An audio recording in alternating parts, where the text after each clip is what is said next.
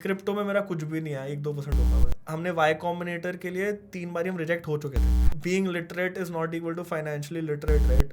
He lives in Omaha, which is not any, मतलब बहुत expensive city नहीं है। कुछ भी नहीं है, मतलब it's not famous in New York and Warren Buffett is the only celebrity there.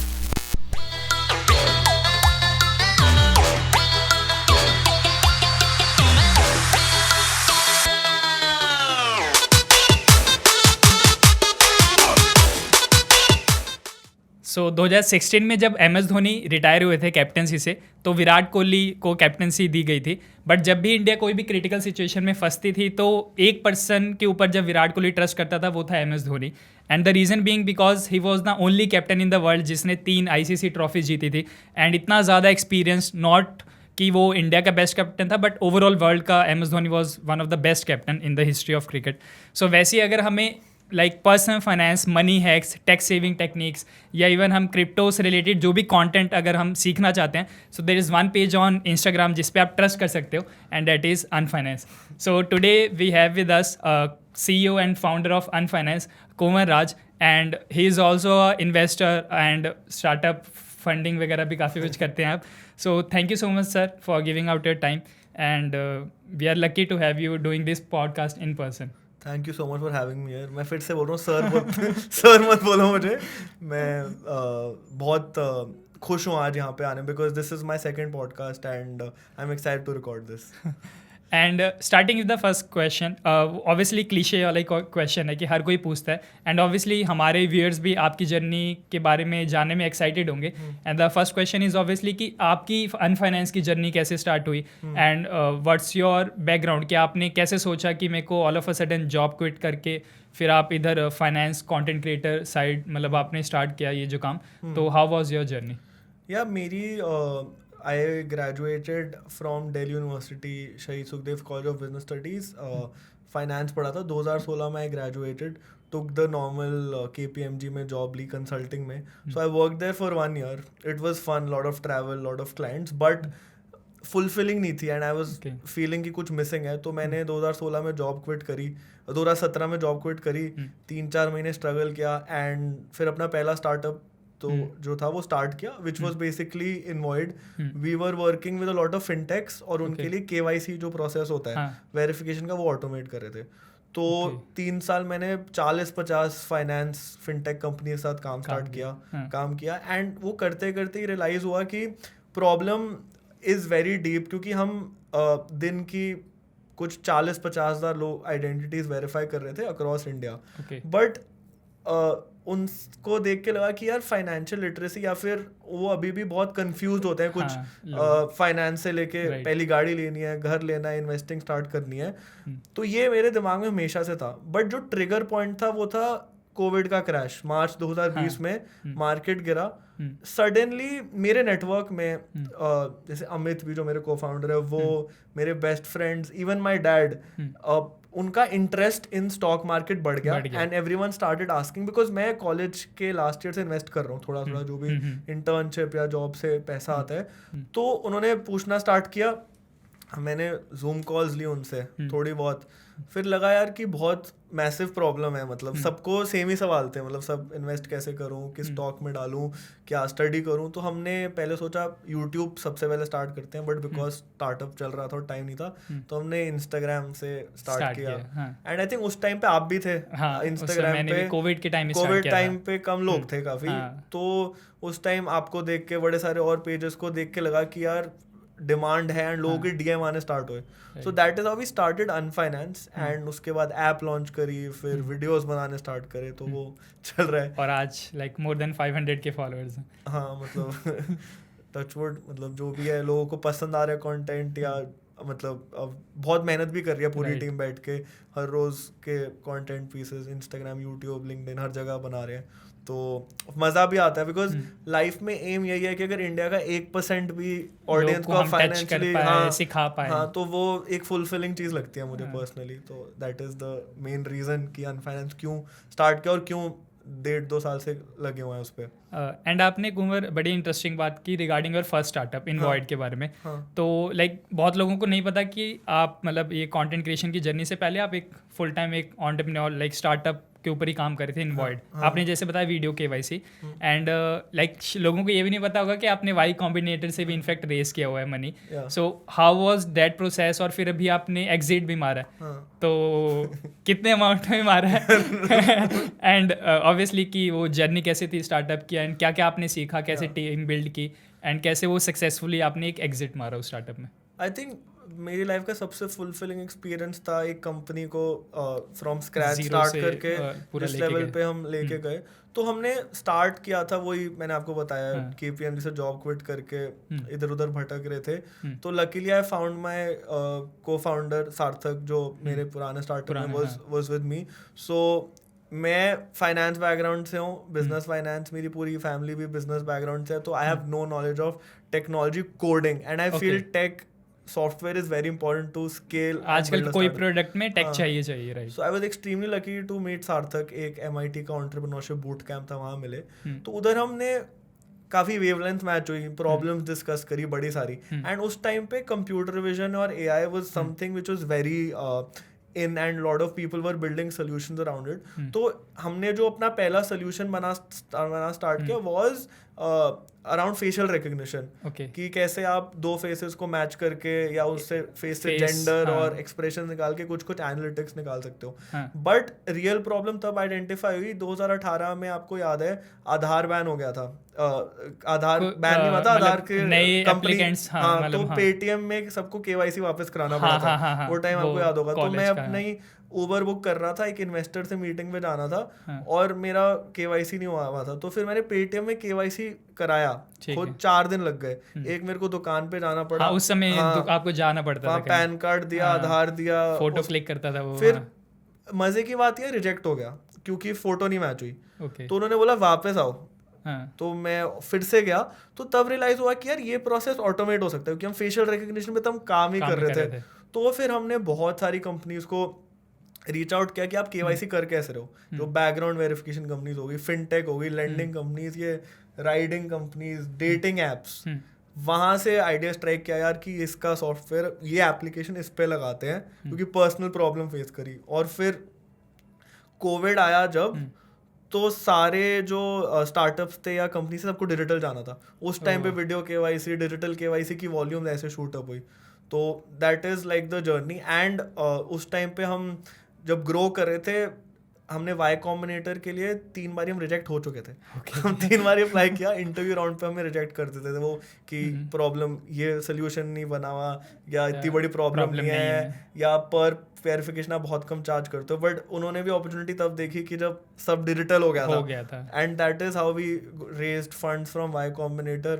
And Y Combinator तब $125,000 इन्वेस्ट करता था, विच इज अराउंड 80-90, 7% इक्विटी लेता था. बट द ग्रेट थिंग और Y Combinator उसका डेमो डे होता है 3 मंथ्स बाद. तो उधर बहुत सारे इन्वेस्टर्स आते हैं एंड उधर your valuation increases, you get a lot of investor connects. and luckily हम profitable startup थे स्टार्टिंग से. हम कभी भी external funding पे इतना वो heavy नहीं थे. तो we got like we raised around $2 million, $1.5 million तब to scale our startup. So that was the journey to Y Combinator. And because we were in Y Combinator, so we got a lot of customers as well. तो वो एक leverage उसके बाद मिला. and उसके बाद हमने एग्जिट लेने का इसलिए सोचा बिकॉज हम इंडिया पे काम कर रहे थे. We had like 40-50 customers in India. जैसे for example some of our customers were CoinSwitch के साथ हमने काम किया, उनका KYC ऑटोमेट करते. WazirX, Bharat Matrimony, Rapido, Stashfin, ये सारी ऐप्स का फिनटेक ब्रांड्स और रिलेटेबल या फिर जिनको भी जरूरत पड़ती थी KYC. बट और we touched the revenue of around 7 to 10 crore का एनुअल रिकरिंग रेवेन्यू हम रीच कर गए थे. तो प्रॉब्लम वाज कि उसके बाद हमें इंडिया से बाहर एक्सपैंड करना था, जो बहुत डिफिकल्ट हो रहा था बिकॉज रेगुलेटरी चैलेंजेस थे इंडिया से बाहर. So we thought it's a good time to exit. And luckily तब there was some person interested in the team and the solution, so we decided to exit. तो वो amount अभी भी can't completely disclose, but नहीं, मैं उसी question पे आने वाला था वैसे. पता था, बट वो अभी not in the position to disclose. But it was decent enough for me to start my next thing or build something and take some time off to think कि अब क्या करना है. तो लकीली अभी कंटेंट क्रिएशन में मैं हूँ, तो I am still talking to lot of founders. So we work with so many company जैसे वेस्टेड, ग्रिप इन्वेस्ट, ग्रो. तो इन सब कंपनीज के फाउंडर से आप still you can talk and think कि क्या नेक्स्ट आ रहा है. तो अभी उसी फेज पे मैं और अमित बस ब्रेनस्टॉर्म करते रहते हैं भाई क्या बनाए, ऐप में क्या इम्प्रूवमेंट करें, कंटेंट कैसे बेटर करें, तो वो सब चल रहा है. एंड ये तो काफ़ी इंटरेस्टिंग पार्ट था, लाइक फर्स्ट स्टार्टअप का आपका इन्वॉइड. एंड बेस्ट पार्ट ये था कि आपने वो सक्सेसफुली एग्जिट किया and now you are working on this content वाला thing. And my next question is कि do you watch movies? I love eating popcorn. तो मैं पॉपकॉर्न देखने के लिए मूवी तले रहा था, बट हाँ बहुत पसंद है मेरे को मूवीज देखना. लाइक एंड RRR देखी आपने? हाँ. तो लाइक RRR था राइज रॉ रिवॉल्ट, बट आज के टाइम में भी हम लाइक RRR के ऊपर डिस्कस कर सकते हैं. एंड मैं आपसे मूवी का रिव्यू नहीं मांगूंगा. मूवी अच्छी थी, लंबी थी बहुत. लंबी थी हाँ. तो my RRR is right now recession, rupee and rate. ओ भाई.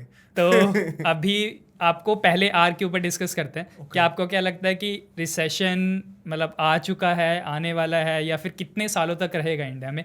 And second question is obviously rates, interest rates जो अपने बढ़ रहे हैं उसके ऊपर आपके क्या व्यूज़ हैं? And rupee depreciation as well. यार मेरे हिसाब से रिसेशन को आप कैसे क्वांटिफाई करते हो मेरे को पता नहीं. मतलब मैं I did a lot of research कि बेयर मार्केट क्या होती है. तो बेयर मार्केट लोग कहते हैं कि 20% एक टाइम फ्रेम पे गिर गया तो उसको आपने बेयर क्लासिफाई कर दिया, 3 क्वार्टर्स तक गिर रहा है नेगेटिव. सिमिलरली रिसेशन इज कि जब फॉर एग्जांपल मेरा जैसे आई वाज रीडिंग आज सुबह कि यूएस का ग्रोथ एस्टिमेट कुछ 2% प्लस था, वो उन्होंने रिवाइज करके 1.7 या 1.5% कर दिया, एग्जैक्ट नंबर नहीं पता. तो it is a mild recession phase, और वो इंडिया रिसेशन इंपोर्ट कर रहा है बिकॉज यूएस में रिसेशन जब आता है तो टेक्निकली पूरी वर्ल्ड में इम्पैक्ट होता है. तो from experts point of view recession आ गया, but my point of view is कि from like a retail investor या एक लेमैन के पर्सपेक्टिव से मेरे को ये लगता है कि generally it is a very good time to do 2 things. ठीक है, एक तो बहुत कॉमन है कि सब लोग ये बोलते हैं डिस्काउंट पे मिल रहे हैं स्टॉक्स, आप खरीद लो, वो बाय द डिप, वो सब. I think it is a very good time to build whatever you want to do.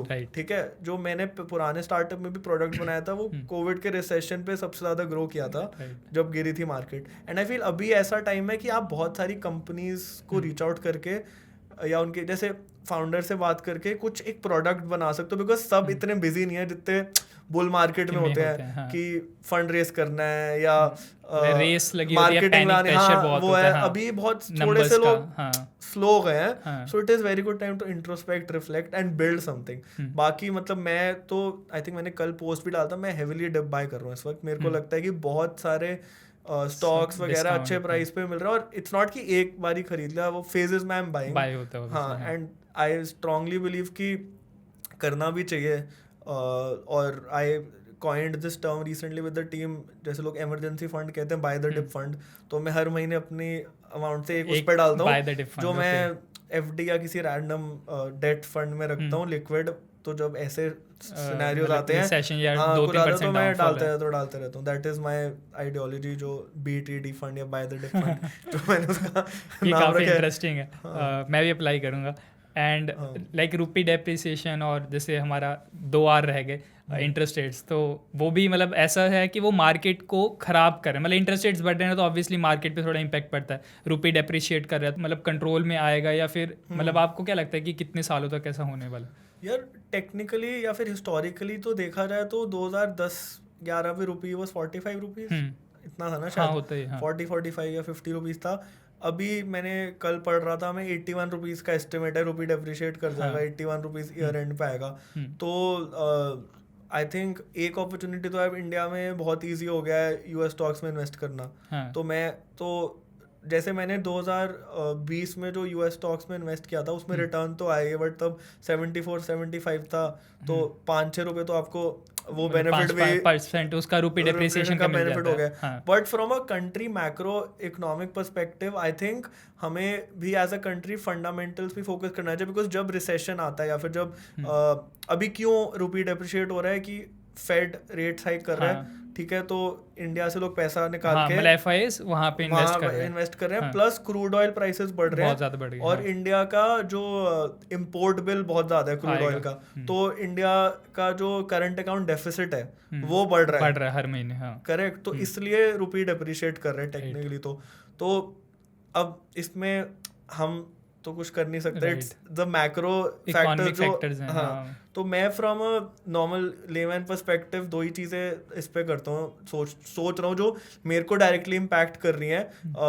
जिस पे I am using that to my advantage is investing in US stocks. I think it is a very good time to invest in, एक तो गिरी हुई है वहाँ की market भी, और सेकेंड रुपी भी डेप्रिशिएट कर रहा है, तो और मोस्ट एप्स में आप डॉलर्स में इन्वेस्ट कर रहे हो, हाँ। तो वो तो मैं कर ही रहा हूँ। एंड सेकेंड चीज़ जो है, आपने क्या पूछा, इंटरेस्ट रेट्स, हाँ, दोनों लिंक्ड ही है मेरे हिसाब से, हाँ। कि क्योंकि ऑब्वियसली वो मनी प्रिंटिंग इतनी ज़्यादा हुई तो अब उनको कंट्रोल करने के लिए इन्फ्लेशन वो करना ही पड़ रहा है। बट इसका इंटरेस्टिंग पॉइंट ये था कि जब कोविड आया था तो फेड ने यूएस की जो फेड है उन्होंने इंटरेस्ट रेट एकदम खत्म कर दिए थे मार्केट में सपोर्ट करने के लिए, उस चक्कर में इन्फ्लेशन और वो बढ़ गया, फिर उन्होंने लास्ट ईयर बोला कि हम इंटरेस्ट रेट्स बढ़ाएंगे, और अभी आई थिंक 1.5% और बढ़ाने का सोच रहे हो, जो हिस्ट्री में कभी नहीं हुआ। 1994 में 75 बेसिस पॉइंट्स बढ़ाए थे उन्होंने, तो डेफिनेटली इंडिया में माइल्ड रिसेशन तो आएगा ही आएगा। और I think bank of America या JP मॉर्गन का एस्टिमेट था कि निफ्टी 14,500 पे सेटल करेगा इस ईयर एंड पे, which I think is probably a good time to slowly research, time बहुत मिल रहा है ना रिसर्च करने का, अभी मैं बैठ के पढ़ते रहता हूँ अब स्टॉक्स, और मतलब वो भी अच्छी बात हुई कि जैसे रिसेशन आया तो बहुत जो फ्रॉड थी या फिर फ्रॉड मनी थी कि लोग बस कोविड में ऐसे ही ब्लाइंडली इन्वेस्ट करे, तो वो फिल्टर आउट हो जाता है, तो आपके पास अच्छे इन्वेस्टर बच जाते हैं, एंड मोर ओवर वो भी रहता है कि आप अभी मतलब इन्वेस्ट कर सकते हो, आपको डिस्काउंटेड पे सब कुछ मिल रही हैं चीज़ें। मेरे डैड ने परसों मेरे को स्क्रीनशॉट भेजा था, न्यूज़पेपर में आया था कि पता नहीं किस ब्रोकिंग ऐप ने डेटा रिवील किया कि जो लोग दिन में पागलों की तरह ऐप्स खोलते थे वो हफ्ते में एक बार खोलते हैं एवरेज, मतलब इतना डिफरेंस आया है कि ट्रेडिंग ऐप हफ्ते में एक बार ही खुल रही है बस। एंड मैं और डैड बहुत हंसे थे, बिकॉज एक चीज़ अच्छी थी कि डैड के साथ बहुत डिस्कशन होने लगी इन्वेस्टिंग, वो भी बहुत टाइम से इन्वेस्ट कर रहे हैं, और वो ना हमेशा उस टाइम का एग्जांपल देते हैं, हर्षद मेहता जब था कि भाई तभी भी वो कहते एक पान वाला भी इन्वेस्ट कर रहा था, and I feel last year में ऐसा हो गया था कि हर बंदा इन्वेस्ट कर रहा है क्रिप्टो में, स्टॉक्स में, और मेरे को तो डायरेक्टली पता चल रहा था बिकॉज हम उनकी KYC कर रहे थे, मेरे को तो वॉल्यूम दिख रही थी भाई, आप मानोगे नहीं, कॉइन स्विच और वजीर एक्स की वॉल्यूम ऐसे गई थी, मतलब कोविड के टाइम। हाँ, और हमारे लिए तो बेनिफिट था बिकॉज हम पर वेरिफिकेशन चार्ज करते थे, तो वो माइंड बॉगलिंग था, हमारे सिस्टम्स फट गए थे इतनी बारी, because it was they started with I think 10,000 users पर मंथ, एंड फिर उन्हें IPL में जब एड्स चलाई थी इट वॉज मैड, जिस तरीके से लोग आते हैं, Feb April की बात करूँ लास्ट ईयर, और मैं और डैड ये डिस्कस कर रहे थे भाई क्या हो रहा है, we have no idea, no one has no idea क्या हो रहा है, जैसे Dream11 जिस तरीके से कर रहा था उस तरीके से लोग आ रहे थे, एंड अब वही हुआ है, वही लोग अब एक हफ्ते में एक बार ही खोल रहे हैं, एक हफ्ते में एक बार ही खोल रहे हैं आप, तो हम इसी बात पे हंस रहे थे और डिस्कस कर रहे थे कि चलो थोड़ा नॉर्मल हो रही है चीज़ें। तो बेसिकली वही है कि आने वाला टाइम थोड़ा 1-2 साल डाइसी रहेगा, बट अगर हम लाइक एक वैल्यू इन्वेस्टर के पर्सपेक्टिव से सोचें तो ऑब्वियसली मार्केट ऊपर जाना ही जाना है, बिकॉज चाहे आज नहीं तो कल लाइक ऑब्वियसली हम उस फेज में आएंगे जहाँ पे मार्केट रिकवर करेगी। जाना तो चाहिए, मतलब जो हिस्टोरिकली डेटा कहता है डेफिनेटली, बट हाँ टाइम नहीं कह सकते कितना टाइम अनसर्टेन रहेगा, बट हाँ मैं टेक्निकल्स में तो बिल्कुल बिलीव नहीं करता, मैं तो सिर्फ फंडामेंटली कंपनियों में इन्वेस्ट करता हूँ, और मैंने ज़्यादा टाइम भी नहीं लगाता चार्ट्स वार्ट्स पढ़ने में, बिकॉज मेरे को लगता है कि I invest in companies as a startup investor only. मेरे को लगता है कि अगर मैं उस कंपनी में इन्वेस्ट कर रहा हूँ तो क्या मैं उसमें 10-15 साल के लिए इन्वेस्ट कर रहा हूँ या नहीं, तो उसी थॉट प्रोसेस से मैं कंपनियाँ स्टडी करता हूँ। अब एक मतलब एक नया क्वेश्चन था मेरा कि जैसे हम लोग स्टीव जॉब्स की बात करते हैं तो हमें जब भी एप्पल सोचते हैं तो हमें स्टीव जॉब्स याद आते हैं, एंड बट एक पर्सन था जो बैकग्राउंड में काम करता था, स्टीव वॉजनियाक, मतलब ही वॉज द वन जो पूरा टेक्निकल और सारा जो कंप्यूटर मतलब फर्स्ट उन्होंने ही बनाया था स्टीव वॉजनियाक ने, and Steve job was the one कि वो मार्केटिंग और लाइक एक फेस वैल्यू थे एप्पल के। एंड अनफाइनेंस के केस में भी कुछ ऐसा है, लाइक आप kind of a Steve jobs हैं बिकॉज आप फेस वैल्यू आप दिखाते हैं, like you make videos, but एक बैकग्राउंड में अमित आपके को फाउंडर जो सारा बैकएंड का चीज़ देखते हैं. So how is your relationship with Amit and मतलब उनका क्या रोल रहता है एंड आप उनसे क्या सीख रहे हैं या फिर आपका ट्यूनिंग कैसे रहता है, like talking in terms of Unfinance या फिर लाइफ इन जनरल? मैं अभी रहता उन्हीं के साथ हूँ and he is 2 years elder to me और आई थिंक यार I am very sure he is one of the best product designers in the world. मेरे को लगता है ये एंड आई जेन्युइनली फील कि उनकी जो ही फ्रॉम IIT रुड़की हाँ. तो वो पता नहीं मतलब इंडिया में लोग नहीं, हैं हम IIT रुड़की का नाम यूज़ करेंगे. IIT रुड़की के बारे में तो वो भी बहुत बोलते हैं और हम भी जब IIT की बात करें एनीवेज तो मैं उनसे भी वो एंटरप्रेन्योरशिप बूट कैम्प में मिला था and he is also second time founder. तो ही इज़ हैंडलिंग हमारी ऐप भी है, पूरी ऐप के ऑपरेशंस, ऐप का टेक और ऐप का design and he is also very creative when it comes to editing, video editing, short. तो हम एक लाइफस्टाइल करके पेज चलाते हैं जिसमें थोड़े से ऑल जिसमें जो ड्रोन शॉट्स या जो ये सारी चीज़ें वो अमित ही रिकॉर्ड करते हैं ट्रैवलिंग वगैरह में. तो our thing is कि both of us identify ourselves as businessmen or founders first and then content creators. तो हाँ मतलब हमारा long term vision is to build a sustainable या valuable अच्छा business. तो हम brainstorm उसी पे करते हैं and content इसलिए because हम दोनों को मज़ा आता है यार कि जब you impact people lives and help them become slightly more financially responsible, literate या जो भी word use करना है. एंड ट्यूनिंग है, we are friends, we are co-founders and साथ में काम करते हैं, मतलब टाइम इतना ज़्यादा स्पेंड करते हैं और 4-5 साल से उन्हें जानता हूं. गर्लफ्रेंड से ज़्यादा इधर देना पड़ता है. तो हाँ फैमिली से ज़्यादा तो हाँ ये बीच में तो पेरेंट्स को ही नहीं लगने लग गया था कि ये दोनों गे तो नहीं है जो नहीं है ये साथ ही रहते हैं, इसको हम कट क्रॉप भी कर सकते हैं. बट ऑब्वियसली लाइक अगर आप एक प्रोडक्ट बिल्ड करो, एक स्टार्टअप बिल्ड करो तो ऑब्वियसली को फाउंडर के साथ आपको टाइम तो स्पेंड करना ही पड़ता है फॉर श्योर. एंड मतलब अभी जैसे आपने देखा या हमने देखा कि कोविड के टाइम इतना ज़्यादा बुल रन आया, क्रिप्टो में 10 करोड़ मार्केट पार्टिसिपेंट्स हो गए थे, रिटेल इन्वेस्टर्स. स्टॉक मार्केट में भी हमने लाइक रैली ऐसे देखी कि डीमेट अकाउंट्स डबल ट्रिपल हो गए. तो इवन दो इतना ज़्यादा मतलब एक्सपोजर आ कंटेंट क्रिएटर्स में भी, लाइक पहले 2-4 होते थे, अब कितने आए उसके बाद, अभी कंपटीशन इतना है. तो अवेयरनेस बढ़ी है, एजुकेशन बढ़ा है, यूट्यूब चैनल्स पे फाइनेंस पढ़ाने लगे हैं लोग. बट द थिंग इज़ कि अभी भी रिसेंट एक सेबी की रिपोर्ट में 27% of our country's population is only financially literate. मतलब अभी भी लोग, मतलब इनफैक्ट मैं भी बहुत पर्सनली लोगों को जानता हूँ जहाँ पे मैं खाना खाने जाता हूँ इवन मेस में, तो वहाँ पे भी उन लोगों के ऊपर 7-8 लाख का लोन है. हाँ मतलब उनको अभी पता नहीं है कि वो 12-13% ऐसे पे कर रहे हैं. बहुत ही लैक ऑफ अवेयरनेस है. तो वो चीज़ अभी भी है, मतलब हम जितना भी आगे बढ़ेंगे बट अभी भी प्रॉब्लम्स हैं. तो हाउ डू यू थिंक कि हम इंडिया को फाइनेंशियली लिटरेट आने वाले टाइम में अगले 5-10 साल में कैसे और इम्प्रूव कर सकते हैं?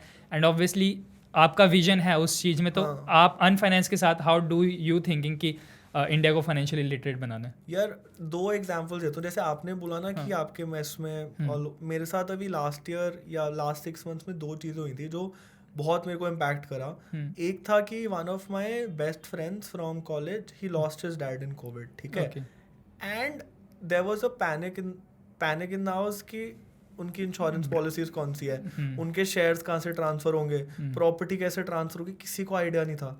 And these conversations are so uncomfortable. अभी भी मैं अपने डैड से, आप अपने डैड से पूछ सकते हो, मनी के ऊपर डिस्कस नहीं कर सकते कि उनकी कौन सी इंश्योरेंस पॉलिसी है, कितने की है, स्टिल अ टैबू. कुछ हुआ तो कैसे ओवरकम करेंगे. ठीक है, अनएक्सपेक्टेड केसेस में आपको करना पड़ता है, but it took him 1 year. उसको अपनी मॉम और सिस्टर के लिए एक पैसिव इनकम बनवाना था ताकि थोड़ा स्टेबल हो. But the trauma he faced to do the operational work, और this is because we are not financially literate as a family. Right. एक है कि चलो मेरे को पता है स्टॉक कैसे एनालाइज करना है, इंश्योरेंस कौन सी लेनी है, गाड़ी कैसे खरीदनी है, घर लेना है, ये सारी चीज़ें. बट मैं और अपने डैड या मॉम, नॉलेज ट्रांसफर नहीं है, लैक ऑफ कम्युनिकेशन, इन्फॉर्मेशन बहुत कम है. I asked this question to at least 10 people, none of them know कि उनके पेरेंट्स की कौन सी इंश्योरेंस पॉलिसीज हैं, कैसे ट्रांसफर करना है. आप सोचो कितने लोग इससे इम्पैक्ट होते होंगे जब ये. एंड 66% कोर्ट केसेस इंडिया में प्रॉपर्टी डिस्प्यूट पे होते हैं. राइट. क्योंकि प्रॉपर्टी दो भाई लड़ते हैं, हाँ। पेरेंट्स के जाने के बाद कहाँ से कहाँ डिस्ट्रीब्यूट से, हो रही है, हाँ। ये रियल प्रॉब्लम्स हैं जो स्टैट्स कह रहे हैं, जो फाइनेंसेस से डायरेक्टली रिलेटेड रिलेटेड है। है, हाँ, राइट। और अभी भी हमने अपने 100 या 150 लोगों से इंटरव्यूज करे थे 4-5 महीने पहले। इतना कंटेंट होने के बाद, इतने इन्फ्लुएंसर्स, इतने इन्फॉर्मेशन यूट्यूब होने के बाद, people are still confused investment start कैसे करें। द प्रॉब्लम अभी भी सेम प्रॉब्लम है, आप किसी से भी पूछ लो, उन्हें अभी भी नहीं पता, बिकॉज कंटेंट इज अनऑर्गेनाइज्ड। हर जगह से कंटेंट, हर बंदा अलग अलग चीज़ों के बारे में बता रहा है, और हम भी वैसे ही कर रहे हैं। We are also doing that. So my biggest problem is how does a person who doesn't know how to start investing और how to buy a home, वो कैसे स्टार्ट करे। अभी भी दोस्तों से पूछते हैं कॉल करके। ये दो चीज़ें हैं जो अभी भी रूडिमेंट्री लेवल्स में प्रॉब्लमैटिक हैं। और आई थिंक कि being literate is not equal to financially literate, right? तो वो प्रॉब्लम बहुत ही मेजर है, और उसको सॉल्व करने में हमें we have to be comfortable discussing our salaries with each other. We have to be comfortable discussing insurance policies या ये सारी चीजें विद आवर पेरेंट्स, जो मतलब डाइनिंग टेबल पे आप बैठ के ये सब डिस्कस कर सको, तब वो एक डिस्कस एक है, एक being open about it, मतलब ट्रांसपेरेंट होना important है with the people you trust. अभी भी I think 90% people can't discuss salaries with each other, कि नहीं बताएंगे उनकी सैलरी कितनी है, मेरे को नहीं पता रीजन क्या है, कम है ज़्यादा क्या है, जो भी, बट कोई भी इस बारे में बात नहीं करता। तो वो मनी जब तक टैबू रहेगा तब तक, अभी तक मैंने बहुत कम फाइनेंस के इन्फ्लुएंसर देखे हैं जो ओपनली अपना पोर्टफोलियो दिखाते हैं। हमने एक ही वीडियो दिखाई, वी टॉक्ड अबाउट कितना बड़ा पोर्टफोलियो है, क्या है, कितनी इनकम है, बिकॉज आई फील जब तक मैं नहीं स्टार्ट करूंगा या हम नहीं स्टार्ट करेंगे तो जो मैं प्रोपोगेट कर रहा हूँ या जो मेरे को बिलीव करता हूँ, I will other people agree to it. Akshar Srivastava दिखाता है, मेरे को अच्छा लगता है वो, कि he talks a lot about his portfolios, his mistakes, his investing decisions. I think Ankur Warikoo is also slightly transparent about all this, but a lot of people aren't. So वो चीज़ is something that as the community we have the responsibility. आपकी वो portfolio वाली video मैंने भी देखी थी, तो like you told कि आपका कुछ 85 lakhs के राउंड का पोर्टफोलियो। सो पहला क्वेश्चन तो मेरा वही है कि इतनी कम एज में इतना लाइक आपने पोर्टफोलियो पैसा बना लिया, सो वो मेरे को पर्सनली भी टिप चाहिए और शायद लोगों को भी इंटरेस्ट होगा कि जानने में कि लाइक वो पोर्टफोलियो इतना कैसे बढ़ा किया कम एज में। एंड सेकेंडली कि आपके अभी पोर्टफोलियो के अकॉर्डिंग, मतलब आप मार्केट जैसे ऑब्वियसली डाउन है तो पोर्टफोलियो शायद डाउन ही होगा, तो अभी आप कैसे सोच रहे हो, लाइक इन्वेस्टमेंट स्ट्रेटेजी आपके पोर्टफोलियो के अराउंड क्या है फॉर द नेक्स्ट 6-7 months या 1 year? हाँ, तो मैं पहले आंसर करता हूँ। मेरा पोर्टफोलियो की परफॉर्मेंस एक साल मैंने कल ही चेक करी है, 6.5% रिटर्न है बस लास्ट एक साल का। अगर मैं देखूँ टचवुड पॉजिटिव है, वो एक स्टॉक की वजह से पॉजिटिव है कि एक ने बहुत एक्स्ट्राऑर्डिनरी रिटर्न्स दिए हैं। बाकी तो आई थिंक मोस्ट जो मेरे स्टॉक्स हैं वो ब्रेक इवन टाइप्स हैं या कुछ डाउन है, ऐसा चल रहा है। आई थिंक बहुत सारे, जैसे आई थिंक किसी विजय केडिया ने भी बोला था उसके 0% रिटर्न्स आए लास्ट एक साल में, क्योंकि सबका ही सेम है लास्ट एक साल अगर आप ले रहे हो तो। But the good thing that I did is, and this is probably because my father has always been investing in mutual fund stocks. I started investing जब से internship या पहली सैलरी पैसा कमाया पहली बार। और मेरे हिसाब से मनी के 3 बेसिक रूल है ना, earning money, saving money, investing money. इसके आसपास आपको कुछ नहीं सोचना, ठीक है। तो आपको यंग एज में मैक्सिमाइज करना है अपना अर्निंग पोटेंशियल, और आपकी सेविंग होएगी क्योंकि आपके एक्सपेंसेस इंडिया में नहीं होते लोगों के। मतलब मैं अभी भी, मेरे एक्सपेंसेस बहुत कम है मंथली, मतलब आई थिंक बेसिक एक्सपेंसेस हैं। And third is investing. तो investing was due to the upbringing and money making potential. तो मेरे को मतलब lot of people get offended, but मेरे को लगता है KPMG और ये बिग 4 की initial salaries are very bad, and that was the tipping point जो मेरे को लगा यार इतने कम पैसे कैसे दे सकता है, इतना काम मैं कर रहा हूँ। और वो छोड़ के मेरा एम ये था to maximize my earning potential, which is sources of income बढ़ाना। एंड हमने इन्वॉल्व में 1.5 साल या 2 साल सैलरी नहीं ली, 0। Our pure focus was to build the business, सारा री इन्वेस्ट करे थे रेवेन्यू, एंड वो फिर it was a virtue of the मेहनत of 2 years that we Last में वो मनी इन पैसे टर्म्स ऑफ देके सैलरी गए, लेनी हाँ। हमने स्टार्ट की थी, पहली सैलरी 40,000 की। नवल की अगर आप ट्वीट्स या बुक्स Podcast, हाँ, पॉडकास्ट देखते हो तो ही सेज कि अगर आपको वेल्दी बनना है या करना है, you have to build businesses and you have to invest, build businesses or invest in businesses. And he also says कि he made wealth in his life in bouts, मतलब ऐसा नहीं था constant. For example, let's say अगर एक line में use करूँ, a monthly salary is a harmful addiction. It's like a drug. ठीक है, जब तक आप वो लेट गो नहीं करोगे तब तक you won't be able to मतलब टेक ऑफ या एक्सपोनेंशियली नहीं ग्रो कर पाओगे. ये तालिब की लाइन थी शायद, हार्मफुल एडिक्शन वाली. बट नवल सेज कि उसने भी जो लाइफ में वेल्थ बनाई है that is been in phases. मतलब अगर मैं पूरी लाइफ जॉब सैलरी या एक रेगुलर इनकम लेते रहूँगा then I will never be motivated. या मतलब मेरी फर्स्ट मोटिवेशन वाज KPMG की सैलरी कितनी गंदी थी.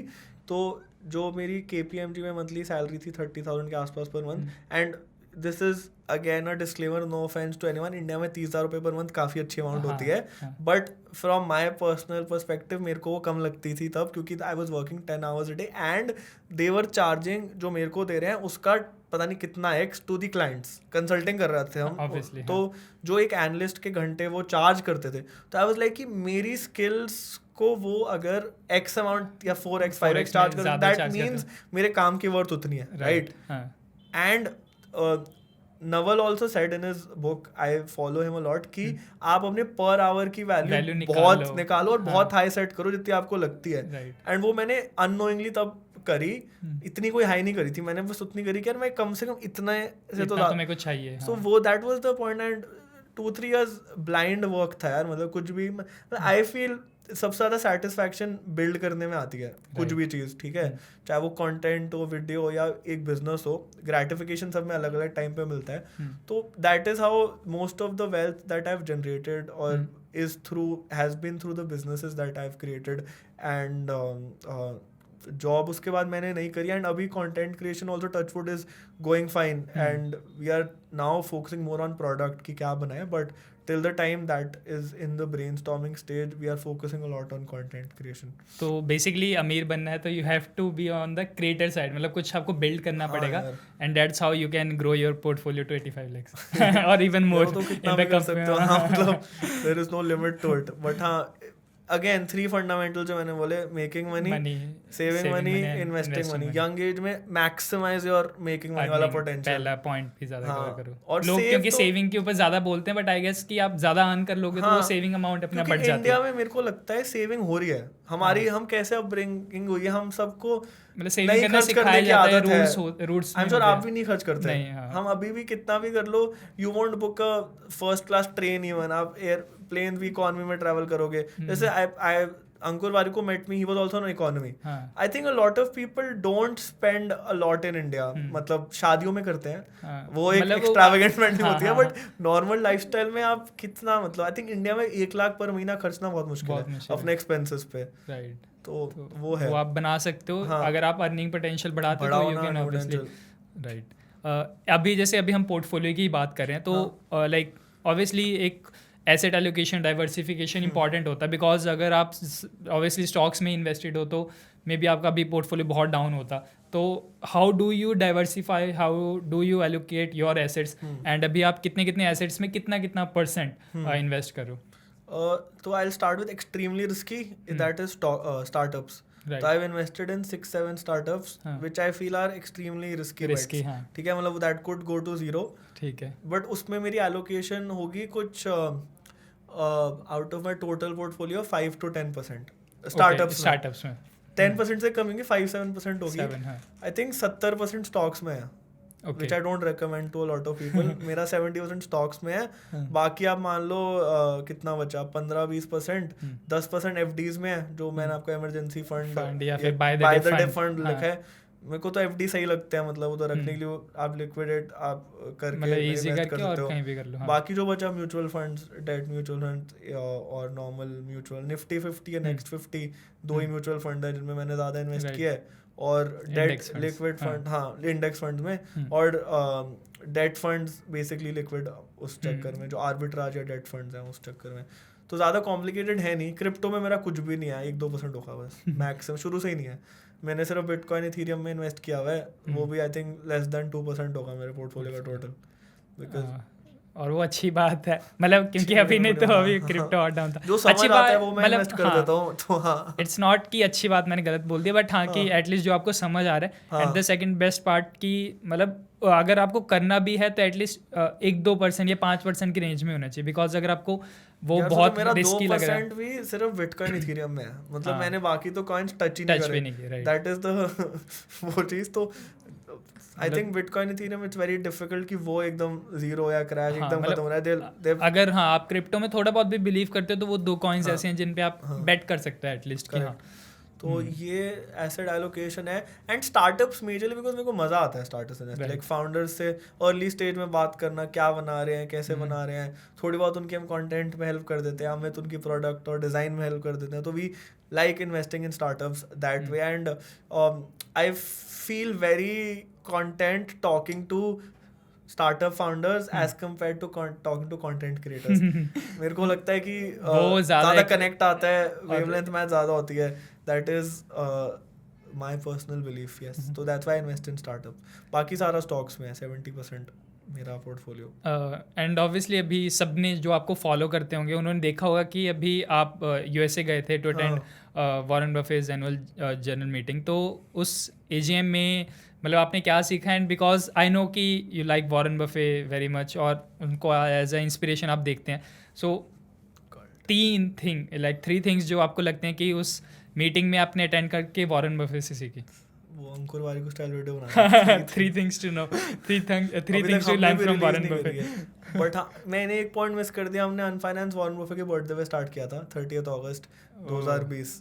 And that was for a reason. हमें लगा कि यार जाना चाहिए. पहली 6-7 पोस्ट्स भी वॉरेन बफे पे थी. मेरी तो ड्रीम थी यार वॉरेन बफे की एजीएम पे जाना. And I have been investing in his, that was the first US stock that I bought. Berkshire Hathaway का जो शेयर था, क्लास बी, आई थिंक $300 का चल रहा है अभी कुछ ऐसा. एंड मेरा बर्थडे भी होता है उसका हर साल. जो उनकी जो वो होती है AGM, that is on 30th April, 1st में या 2nd में. I have von on 1st में.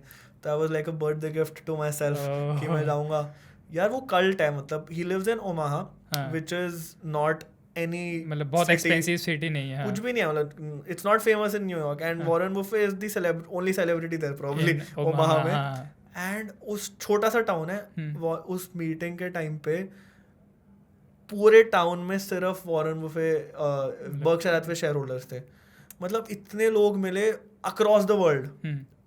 Germany, I met people from Germany, France, US, तो थे ही लोग. इंडिया से कम थे बट पूरे वर्ल्ड से जो सिर्फ वो मीटिंग सुनने आए थे. एंड स्टेडियम में थी वो. It was like in a stadium. I don't know, मैं आपको डाल दूंगा वीडियोस, शॉर्ट्स इस पे डाल देना बीच में.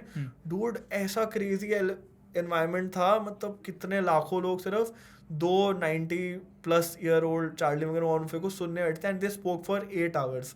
Warren Buffett and Charlie Munger ने 8 घंटे, दे answered like 20 odd questions on inflation, on wealth creation, on interest rates, on कौन से stocks उन्होंने खरीदे. crazy. मतलब मैं तो I was like a वो जो fanboy moment होता है ना वैसा. और I was in awe. और वो स्टार्ट होती है सुबह 8 बजे एंड लोग 5:30 बजे लाइन लगा. पहले लाइन की फोटो भी आपको दूंगा मैं. एंट्री मिल जाए भाई. ऐसी लाइन थी जो लोग 4:30 बजे 5 बजे सुबह आके लग जाते हैं कि आगे जाके वो बैठ पाए. एंड इट्स अमेजिंग कि मतलब इस एज पे वो कर रहे हैं काम. एंड दे बेसिकली वो यही है कि मतलब डू व्हाट यू लव. कि that is why they and rework में शूट कर रहे हैं तो उनका प्रमोशन आपको मैं मेटावर्स में शायद दिख रहा है. तो do what you love is the thing. आपको अगर 10 साल कुछ करना है, if you don't love what you doing, आप नहीं सस्टेन कर पाओगे. सो 3 things that I learned from Warren Buffett's meeting. First ये था कि a young girl asked him कि how do we beat inflation? So his answer was the best way to beat inflation is to upskill yourself and become the best at what you do. क्योंकि अगर आप जो चीज़ आप कर रहे हो उस पर बेस्ट हो, so people will always be willing to pay you money in exchange for your services और योर प्रोडक्ट. एंड उसमें इन्फ्लेशन का कोई इम्पैक्ट नहीं. तो अपना वही पहला पॉइंट आ गया, अर्निंग मैक्सिमाइज करो अपनी. हाँ, and become the best at what you do. जो भी आपको पसंद है उस पर बेस्ट बनो. Second, why two people in that room, one is 92 years old and the other is 98-year-old, बैठ के 8 घंटे बोल पा रहे हैं और अभी भी I think top 5 richest people in the world या इतने बड़ी कंपनी चला रहे हैं, is because they are doing what they love. Right. And अगर आप जो चीज़ पसंद नहीं करते वो कर रहे हो तो आप सस्टेन नहीं कर पाओगे career. So I know it's difficult to find the thing that you love, but अगर आपको वो मिल जाए, if you are lucky enough to find that, then you should और अच्छे से करो and become the best at what you do. Third point cliche है, again someone asked him about his journey etc, and he started working at 11 years. Right. ठीक है, तो वो Coke के कैन्स, न्यूज़पेपर डिलीवर करने. हाँ. तो वो चीज़ अगेन टेल्स यू कि how, and that's also like a business और अ साइड इनकम, राइट. तो जब आप अपनी इनकम स्ट्रीम्स डाइवर्सिफाई नहीं करोगे, जैसे right now I have 4-5 different income streams, and if I stop working for 3 months, then I am not worried about कि मेरे मंथली एक्सपेंसेस कवर, एटलीस्ट मेरे मंथली एक्सपेंसेस तो कवर होने चाहिए उसमें.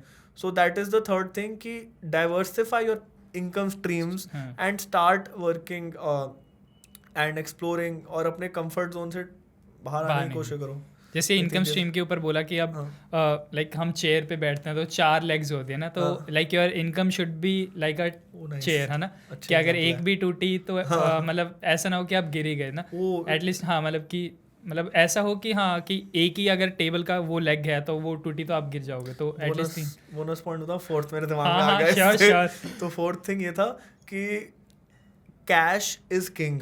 उन्होंने एक चीज बोली, कैश इज लाइक ऑक्सीजन. ठीक है, ऑक्सीजन आपको मिल रहा है, अच्छा है, बट 1 सेकंड के लिए ऑक्सीजन गया तो आप मर जाओगे. Similarly Warren Buffett I think $100 billion से ज्यादा कैश रखता है अपने पास, और कल न्यूज आई है उन्होंने ऑक्सीडेंटल पेट्रोलियम में और आई थिंक 16% कर लिया अपना स्टेक.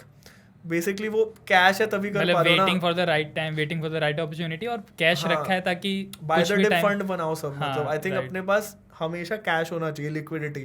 तो जो लोग बोलते रहते हैं भाई कितनी डिप्स खरीदें, डिप खरीद के वो पैसे खत्म हो गए, तो वो क्यों खत्म कर दिए. वैसे अगर आप सैलरी हर महीने आपकी आ रही है या आप मंथली इनकम है, तो कुछ अमाउंट तो हर महीने आपके उस फंड में जा रहा है जो आप नहीं स्पेंड कर रहे ना. तो वो एक चीज बहुत इंपॉर्टेंट है, कैश इज किंग. कि यू शुड ऑलवेज हैव कुछ percentage of your net worth in liquid cash, so that ऐसी अपॉर्चुनिटीज आप मिस ना करो. मेरे नेटवर्क में बहुत लोग, जैसे कल मैं अपने दोस्त से बात कर रहा था, कह रहा था ब्रो कैश खत्म है कि नहीं है इन्वेस्ट करने के लिए अब कैश. लास्ट क्वेश्चन आते हैं इस पॉडकास्ट का, एंड दैट इज समथिंग कि हर किसी के लिए इंपॉर्टेंट है, बिकॉज ये पॉडकास्ट को सारे 20 years ओल्ड वाले देखने वाले हैं. तो दे ऑलवेज वांट कि हम टाइम मैनेजमेंट कैसे करें ड्यूरिंग आवर कॉलेज ईयर्स.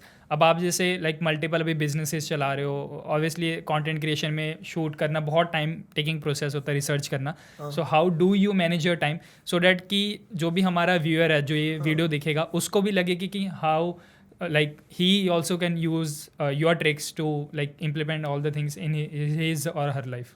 देखो एक चीज जो मैं करता हूँ, I take out 1 or 2 days in a week for pure introspection and brainstorming, जिसमें मैं काम नहीं करता ऐसा लाइक डेली वाला प्रेशर या मेंटल वो नहीं, मतलब I need those days to think कि अभी मैंने क्या किया एंड नेक्स्ट क्या करना. ये एक दिन तो इम्पोर्टेंट है, आई थिंक सबको लेना चाहिए एक दिन अपने पूरे वीक में, जिसमें वो पूरा दिन बैठ के या नॉर्मल एक्टिविटीज कर रहे हैं बट सोच रहे हैं कि what is happening. Apart from that when it comes to content creation specifically, I was पहले मैं ना बहुत हैफहैजर्डली काम करता था.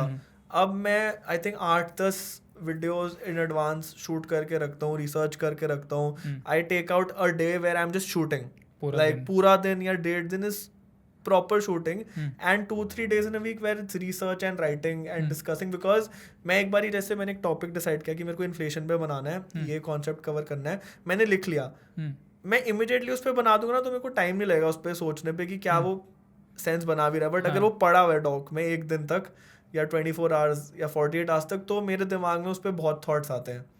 थॉट्स भी, और आपको पता लगे कि बनाना चाहिए भी कि नहीं, लाइक इट्स रेलेवेंट और not. So that is the second thing that I do when it comes to strictly content creation. अभी मैं कहाँ स्ट्रगल कर रहा हूँ प्रोडक्ट पे टाइम निकालने पे, because content creation is becoming very hectic. Right.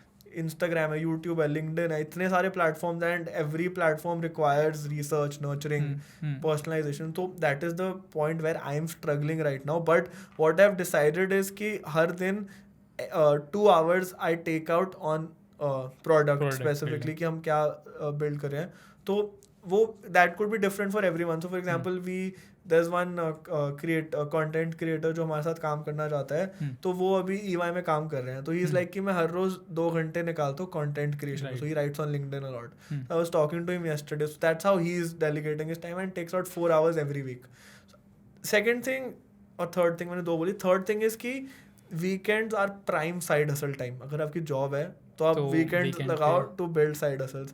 Prime side hustle time मतलब आप पूरे 8-10 घंटे वीकेंड पे स्प्रेड आउट करो दोनों दिन में, जिसमें आप अपनी इनकम स्ट्रीम बढ़ाओ. और साइड हसल को भी मैं 2 कैटेगरी में डिवाइड करता हूँ. एक है when you are working for someone else, मतलब मैं आपके लिए कंटेंट लिख रहा हूँ, that is my side hustle for example. दूसरा है कि जब मैं अपना कुछ बिल्ड कर रहा हूँ. 2 कैटेगरीज ऑफ साइड हसल है. I feel the second one is very important to start कि build something of your own. और अगर 6 months तक आप उसमें कंसिस्टेंटली प्रॉफिट्स टर्न कर रहे हो, then convert into full time business.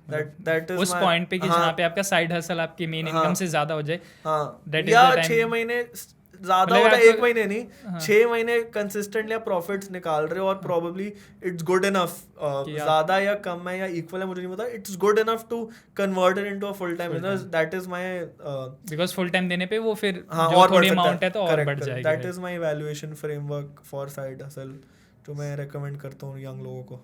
So basically time management पे कि आप जो भी ऐसे मतलब हेक्टिक टास्क हैं वो एक ही दिन में निपटा दो, like you shoot a video है ना. एंड सेकेंडली ये वाला पॉइंट कि आप साइड हसल वीकेंड्स पे करो. Side hustle time. हाँ, एंड ऑब्वियसली फर्स्ट पॉइंट जो आपने बोला था कि मतलब 1 दिन निकालो जिस पे आप इंट्रोस्पेक्ट पूरा आप इंट्रोस्पेक्ट और सोचने वाला टाइम रहना चाहिए. उसको आप you can also use that. I use 1 day in a week these days to research also on stocks. क्योंकि मेरे को लग रहा है अभी बहुत ज्यादा टाइम आप निकाल सकते हो बिकॉज अच्छे स्टॉक्स मिल रहे हैं, तो वो भी निकालता हूँ आजकल मैं. स्टार्टअप स्टॉक्स एसेट्स जो भी खेलो. सो ये तो नॉर्मल क्वेश्चंस हो गए and thank you so much for answering all question आपसे. हाँ.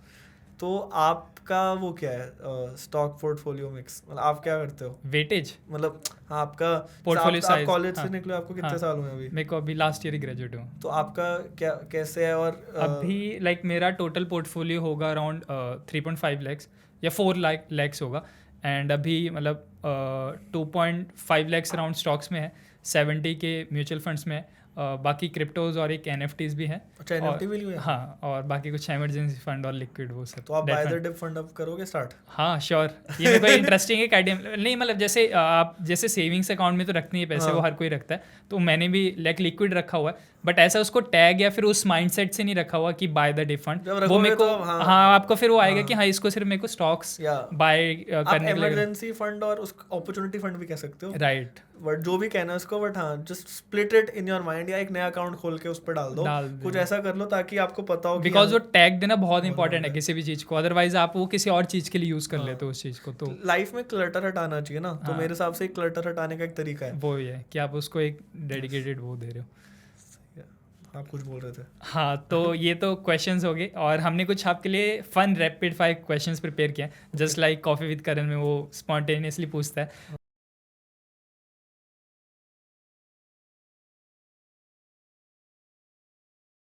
सो पहला क्वेश्चन है कि if you had been given an option to be the CEO of one of these 3 companies, Reliance, Adani group और Tata group, which one would you choose and why? Reliance. Why? Because I think Jio इस वक्त सारे businesses को power कर रहा है, और that मैंने रिलायंस में इन्वेस्ट भी इसलिए किया हुआ बिकॉज मेरे को लगता है पेटीएम, उबर, ओला, गाना, सावन कुछ भी एग्जिस्ट नहीं करता अगर जियो नहीं होता. So I would choose Reliance. And शायद उसका IPO भी आ रहा है तो शायद और अच्छी बात हो जाएगी. वो क्या स्प्लिट कर रहे हैं, उसे निकाल रहे हैं, स्पिन ऑफ हो जाएगा. हाँ, उस पे मैं पढ़ा आपने, मैं समझूंगा आपसे. तो वो रिटेल और वो स्पिन ऑफ होगा, तो जैसे कंपनी में कोई भी स्पिन ऑफ आता तो वो अच्छी चीज़ होती है, तो रिलायंस को उससे काफ़ी फायदा होने वाला. Nice. And if you get up one morning and find out you are Warren Buffett because आपको पसंद है, so what would be the first thing you would do and why? यार आई वुड फर्स्ट सी कि जो लोग कहते हैं ना कि उसका रूटीन कि वो मैकडॉनल्ड्स जाता है और बर्गर, वो खाता है, क्या वो सच है कि नहीं, क्या असली में है तो सच है. तो वो फॉलो करना है. नहीं, आंसर है कि मैं उनकी लाइब्रेरी में जाऊंगा और उनकी बुक्स देखूंगा सबसे पहले कौन सी बुक्स पढ़ रहे हैं. हाँ, so like many of us remember the Ronaldo's incident जहाँ पे हाँ। उन्होंने कोक की बोतल ऐसे प्रेस कॉन्फ्रेंस में हिलाई थी हाँ। एंड उसके बाद कोक का शेयर 1-2% कुछ गिर गया था. हाँ। सो अगर आपको भी किसी ब्रांड या किसी स्टॉक के साथ वो चीज करनी हो तो वो स्टॉक कौन सा होगा, मतलब किसको आप डिवोट बहुत करना नो चाहोगे? ब्रेनर है. मैं तो कुछ ऐसा एप्पल में डिफेक्ट दिखाऊंगा. हाँ। एप्पल का मेरा कीबोर्ड नहीं चल रहा अभी, उसके स्टॉक गिराऊंगा, फिर एप्पल के स्टॉक खरीदूंगा. वो तो जनरली एप्पल करता हूँ मैं इस पे तो. So एप्पल का 100%.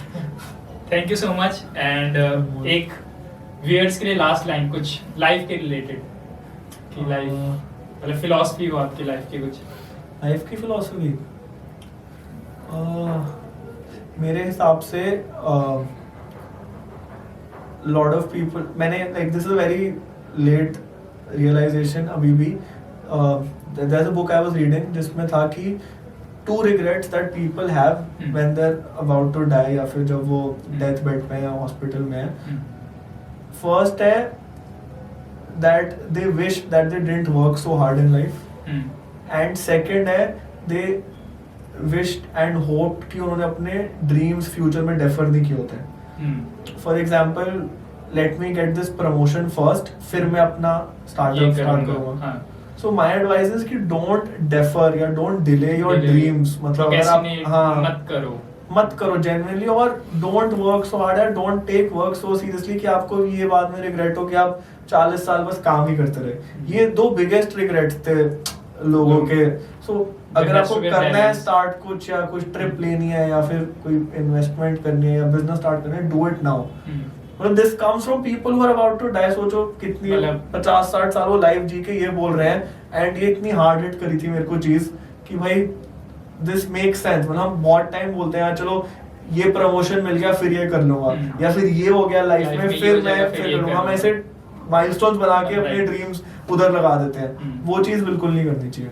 सो that is probably one thing that जो करना है आज ही करो. एंड अगर कर सकते हो ऐसे बहुत ही रैंडमली, बट हाँ बहुत बार होता है कि हमारी रीच में होती हैं चीजें और हम उसको डेफर कर देते हैं बहुत अलग अलग रीजन से. तो that. So thank you Govind, Thank you so hope much. You enjoyed. बहुत मजा आया एक्चुअली में, बहुत मजा आया. आई थिंक और पॉडकास्ट रिकॉर्ड करेंगे, कुछ करेंगे, इट्स फन. अरे पक्का करेंगे. हाँ. So, ठीक है, थैंक यू. Thank you.